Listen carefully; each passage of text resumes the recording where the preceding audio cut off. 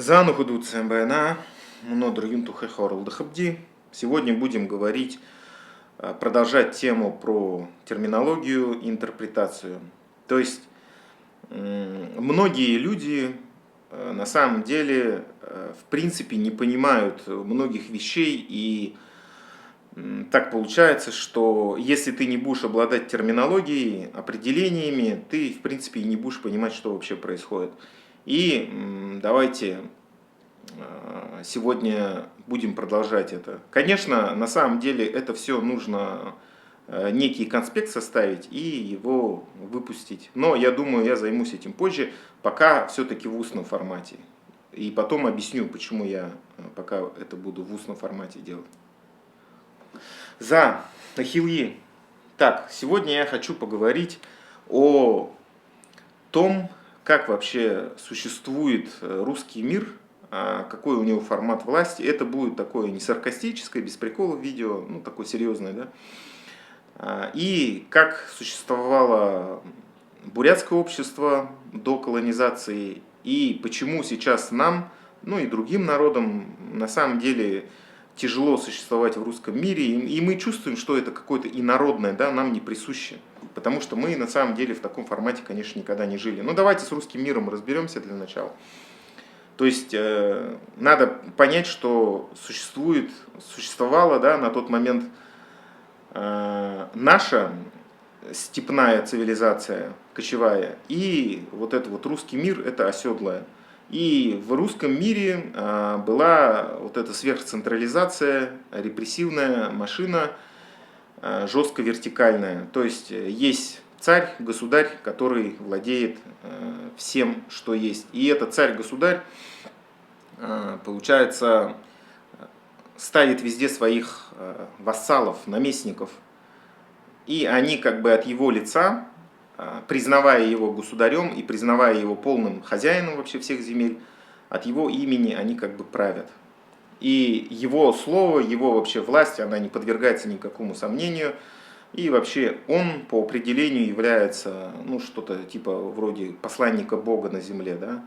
То есть это такая вот незыблемая фигура, и поэтому вот русские так трепетно относятся к своему царю. Они действительно его, видимо, на каком-то уже таком подсознательном уровне действительно его уважают, признают, в отличие от нас. То есть для нас это, для людей, у которых совершенно другой культурный код, это, конечно, ну, не является чем-то таким, как сказать, какой-то реликвией, что-то такое, да. То есть для нас это, ну, просто поставленный менеджер, директор какой-то, которого можно всегда снять. И объясню почему. Потому что наша степная цивилизация существовала всегда в формате, на самом деле, степной демократии. Ну, это не как сейчас демократия, да, но, тем не менее, элементы-то все были, потому что мы все какие-то важные дела решали на наших сугланах, и вообще существовал закон, который нарушать было нельзя никому, ни знати, ни тайше, никому. И свой авторитет всегда надо было поддерживать, как и беречь свое имя. То есть то, что мы видим сейчас, коррупция, какое-то лживое, лицемерное отношение власть имущих, тогда это не могло существовать, понимаете?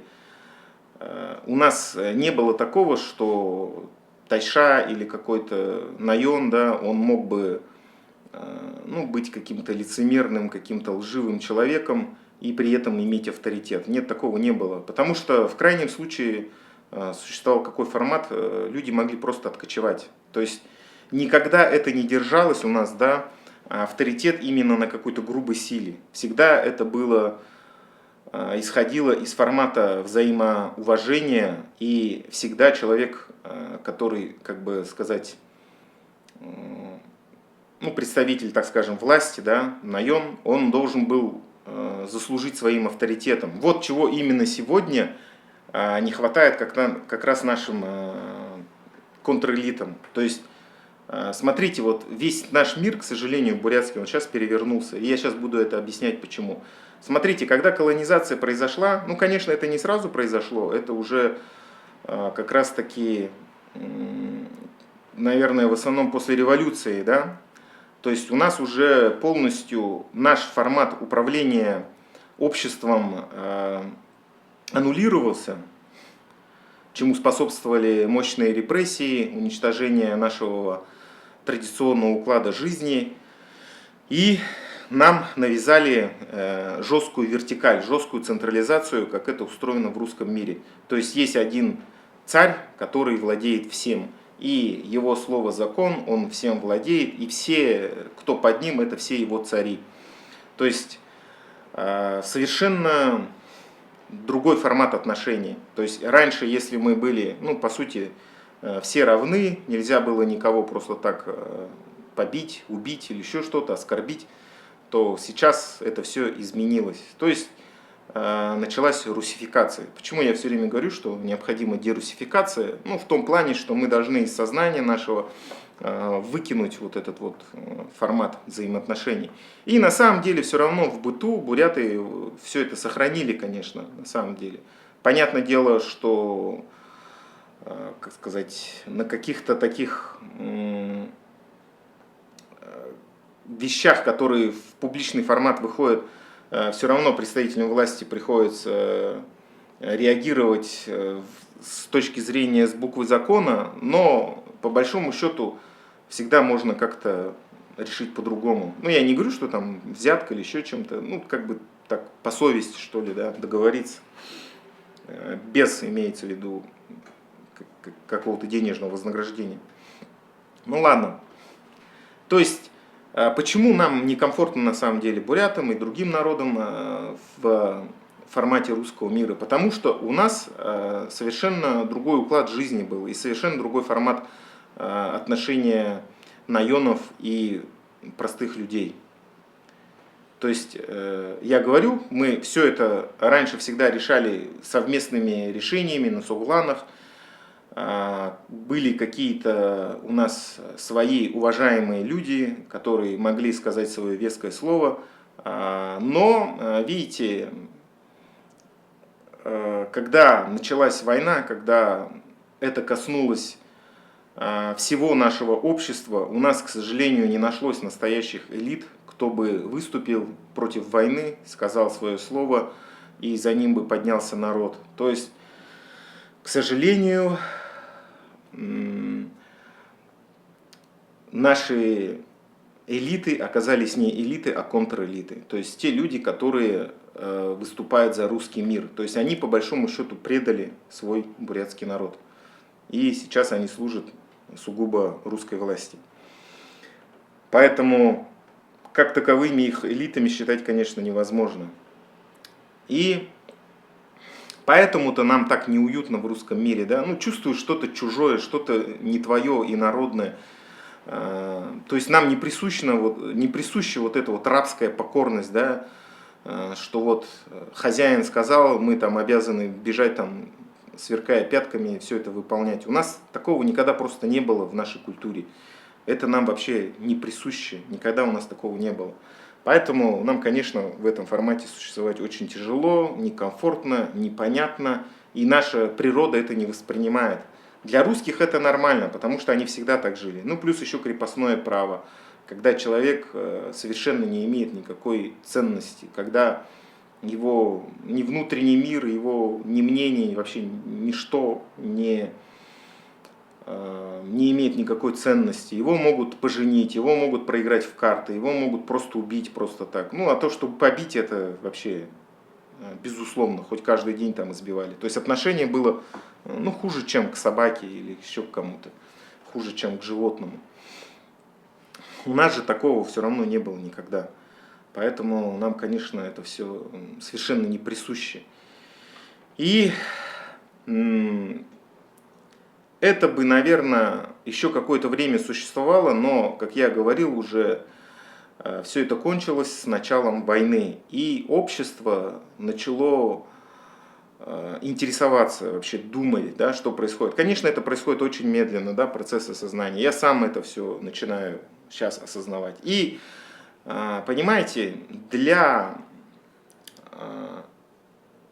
спецслужб, которые, безусловно, полностью рулят всей как бы жизнью во всех республиках, и в том числе и в нашей Бурятии, нету места таким вольным, так сказать, людям, как я, которые выражают мнение независимо от чьих-то интересов. То есть, смотрите, как вообще формат власти-то устроен в России, да? Есть царь, есть его слуги, есть его какие-то ставленники, есть его вассалы. И эти вассалы распоряжаются различными сферами жизни, да?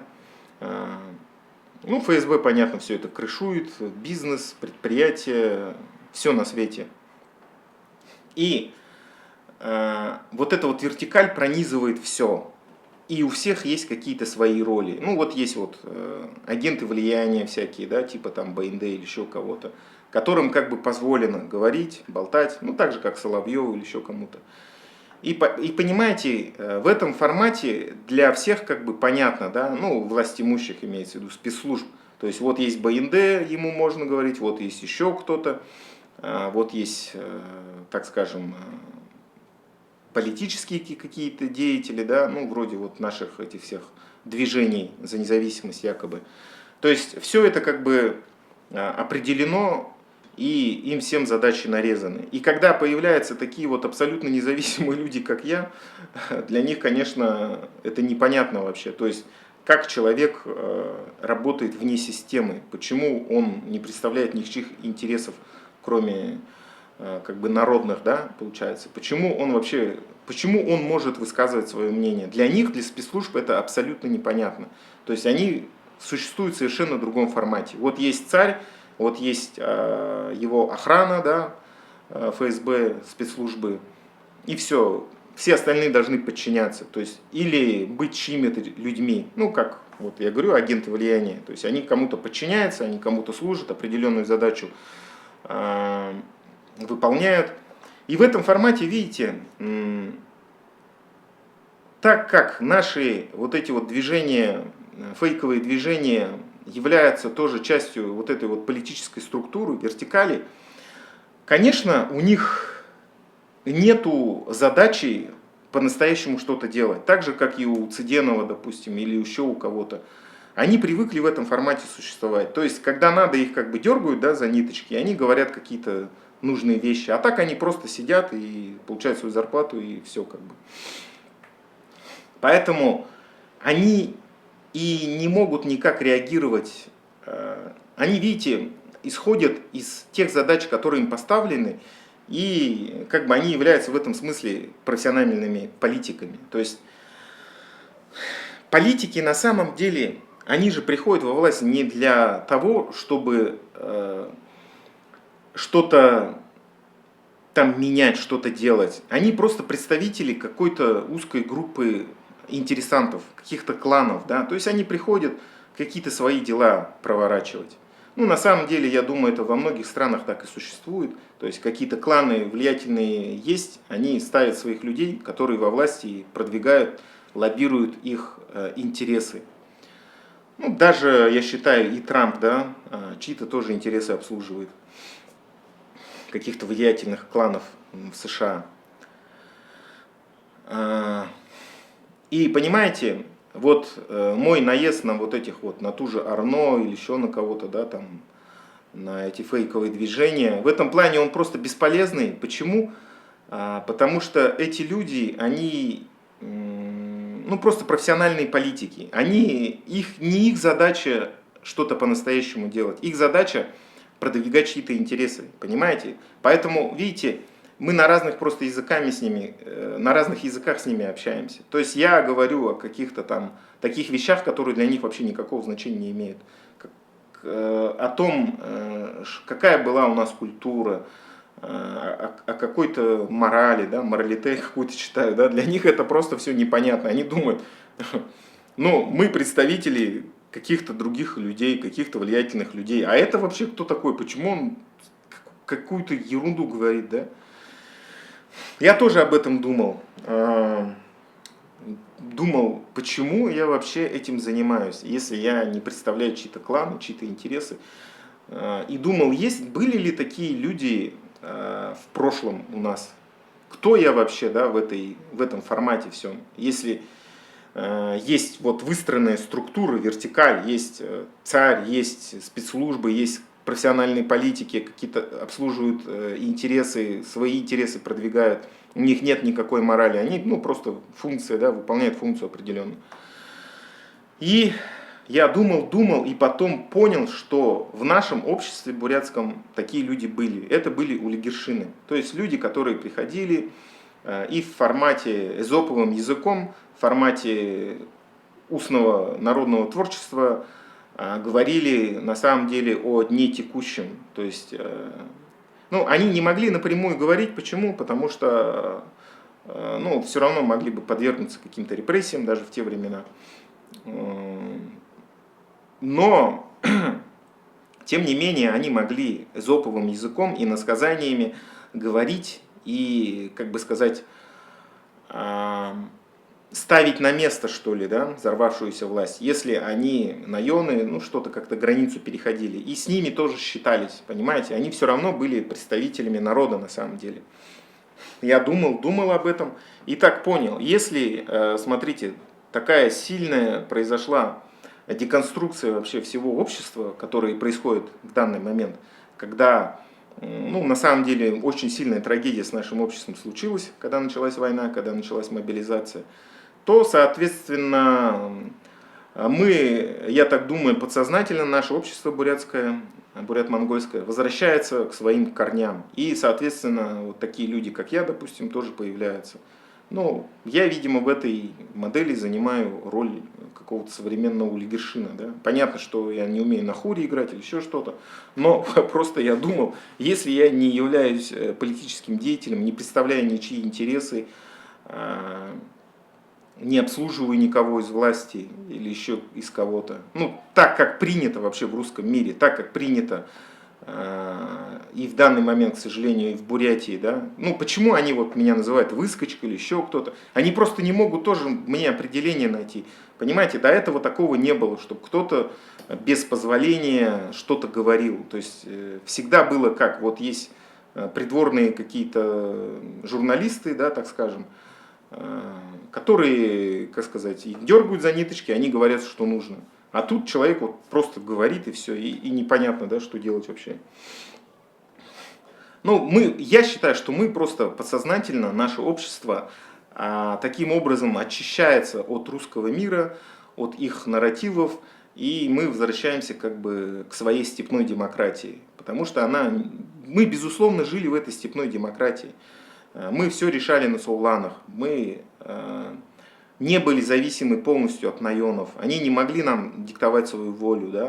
Да, они, конечно, правили, у них были большие стада и так далее, были богатыми, но, тем не менее, они не были, как сказать, какими-то тиранами, автократами, как это все принято в русском мире. Поэтому я считаю, что мы постепенно движемся именно вот к формату восстановления нашей степной демократии. И я считаю, что будет хорошо, если много людей будет появляться со своим независимым мнением. И мы должны просто все то, что нам было заложено русским миром в течение 100 лет, просто все это из головы своей вытряхивать и возвращаться к коллективному принятию решения, к сугланам, к нашей степной демократии. Зену худут. На этом я сегодня хочу закончить. Вообще я буду продолжать этот формат, конечно, своего блога, буду объяснять, буду беседовать с вами. Зану худут. Комментарий бышекты, лайки тывикты. Зену худут. Спонсор нут болокты. Зе дахим узытра байерты.